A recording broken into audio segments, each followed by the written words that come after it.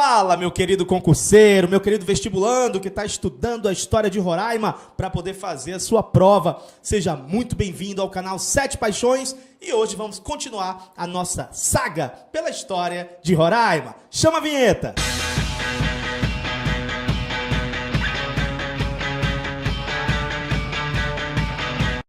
Muito bem, pessoal. Nosso tema de hoje é as rebeliões indígenas que aconteceram na região do Rio Branco. E a primeira coisa que a gente tem que saber sobre isso é as fontes, né? Quais são as fontes que a gente tem para conseguir entender quais foram as rebeliões que aconteceram no início da colonização de Roraima, na primeira tentativa que os portugueses fizeram de colonizar esse território, e também os motivos, o contexto, como é que terminou, o desfecho, que é exatamente o que a gente vai analisar agora.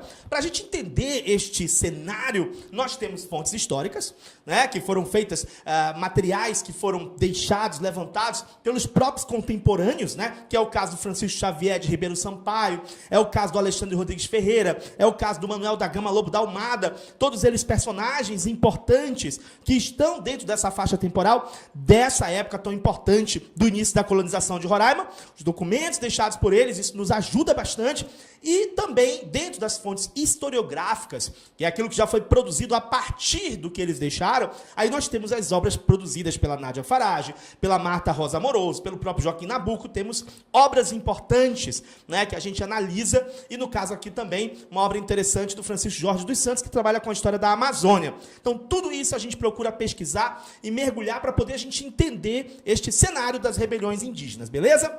Muito bem, primeira coisa que a gente tem que saber, então, é quais são as causas. As causas gerais das rebeliões que os índios fizeram na região do Rio Branco no início da colonização. A gente viu nas aulas anteriores, nas cenas do capítulo anterior, que os portugueses fundaram o Forte São Joaquim. Junto com esse Forte São Joaquim, os portugueses também empreenderam um projeto de povoamento, de colonização ali naquela região. E aí nós terminamos a aula anterior falando exatamente isso, que esse projeto acaba não sendo tão bem sucedido porque os índios vão se rebelar. Então a pergunta que fica é, por quê?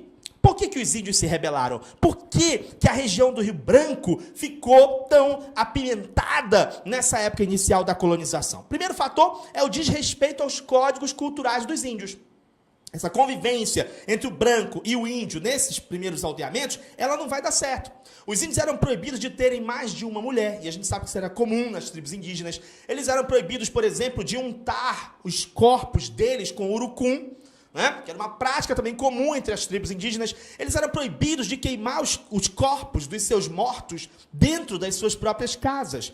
Também era uma prática indígena. Então, tudo isso são exemplos de coisas que os índios eram proibidos, e isso acabava batendo de frente, né, com a questão cultural, e é um dos elementos que vai gerar tensão nesse cenário, né? Além disso, tinha a questão da superexploração da força de trabalho desses índios. Esses índios eram obrigados a realizar trabalhos forçados, tanto nos aldeamentos quanto fora desses aldeamentos, né? Além disso, tem um outro cenário para a gente entender, que é a questão da mistura das diversas etnias que os portugueses fizeram ali.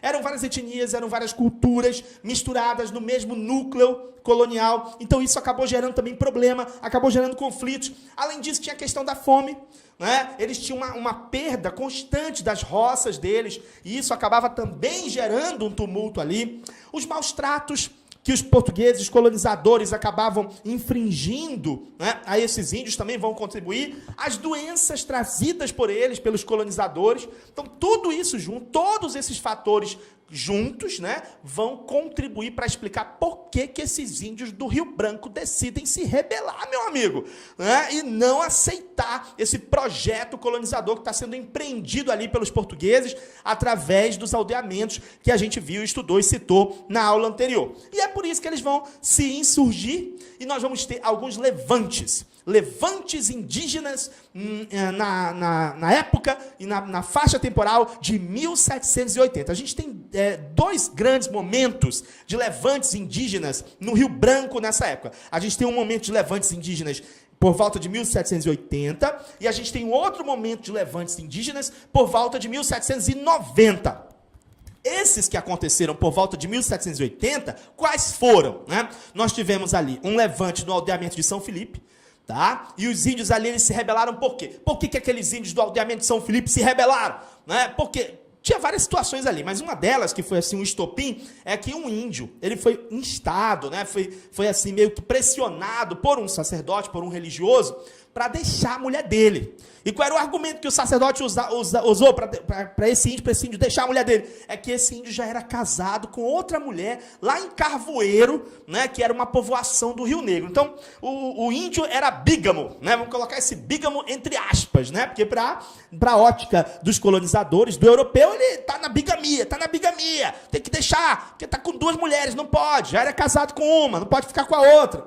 Né? Mas para o índio a gente sabe que é outra visão dentro dessa questão aí. Mas o fato é que o índio, esse índio bígamo, né? Supostamente bígamo, que foi coagido, pressionado por esse sacerdote, ele acabou induzindo o principal, chamado Cupitá, para que não somente ele, mas os outros índios também do aldeamento de São Felipe começassem a fugir, empreendessem fugas. O que é um principal? Um principal, ele é um líder indígena que ajuda a trazer outros índios para os núcleos coloniais. Então, sempre que a gente falar dentro dessa história colonizadora aqui, especialmente da região da Amazônia, porque tinha os principais. O que é os principais? Os principais você já sabe.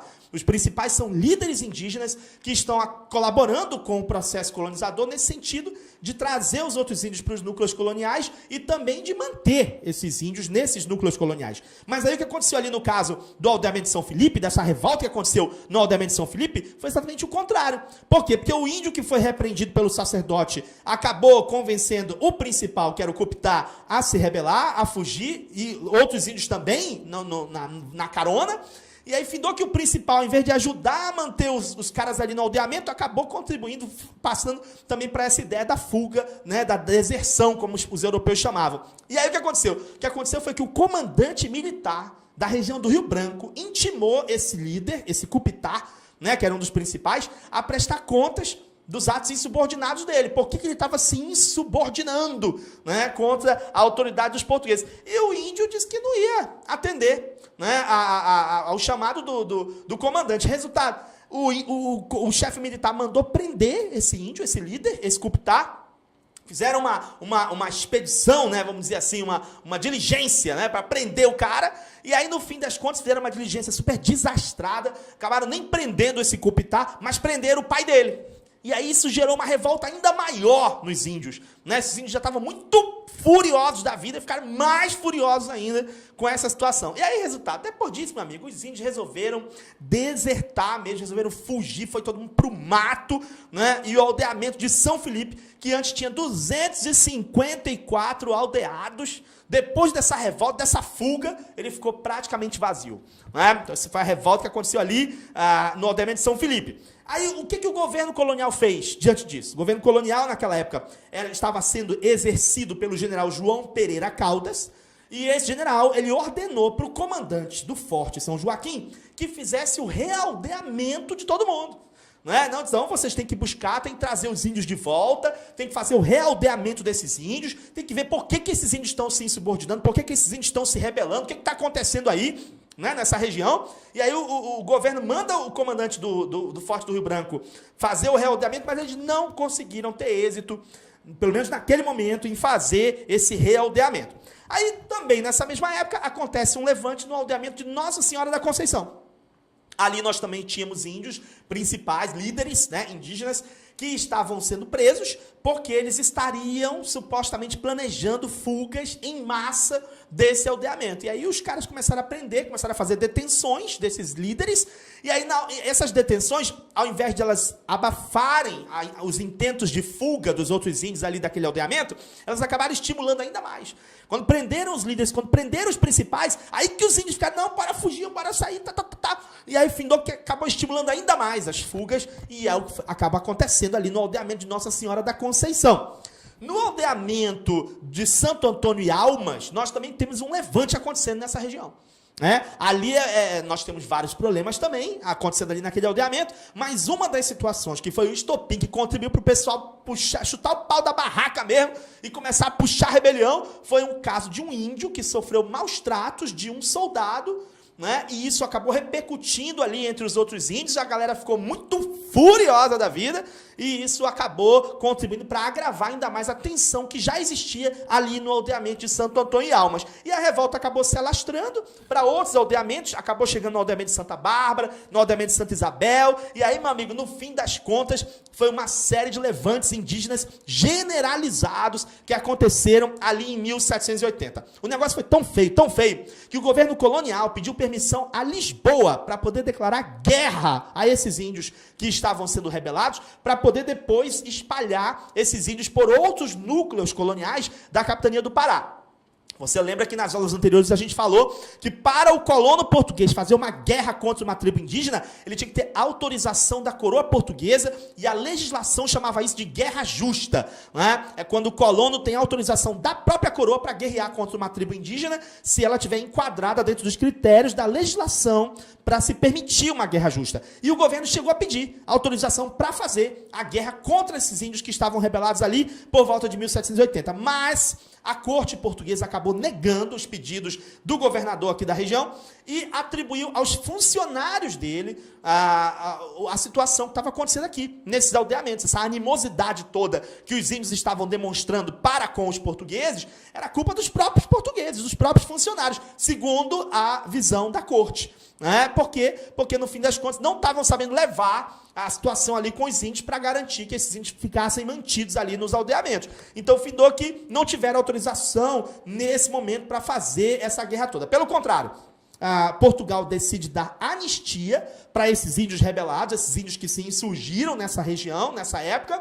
E aí eles dão anistia para que esses índios possam voltar para os aldeamentos, e eles vão tentar fazer uma nova investida, uma nova tentativa de fazer povoamento na região do Rio Branco por volta de 1784. Como é que vai ser isso, professor? É isso aí que eu vou te contar nas cenas do próximo capítulo. Beleza, pessoal? Espero você no nosso próximo vídeo. E você que quer fazer um curso completo com a gente de História de Roraima, você clica nesse vídeo que está aparecendo aqui para você, que eu vou te explicar tudinho como é que você faz para estudar com a gente. Beleza, pessoal? Um abração para vocês e até a próxima. Tchau!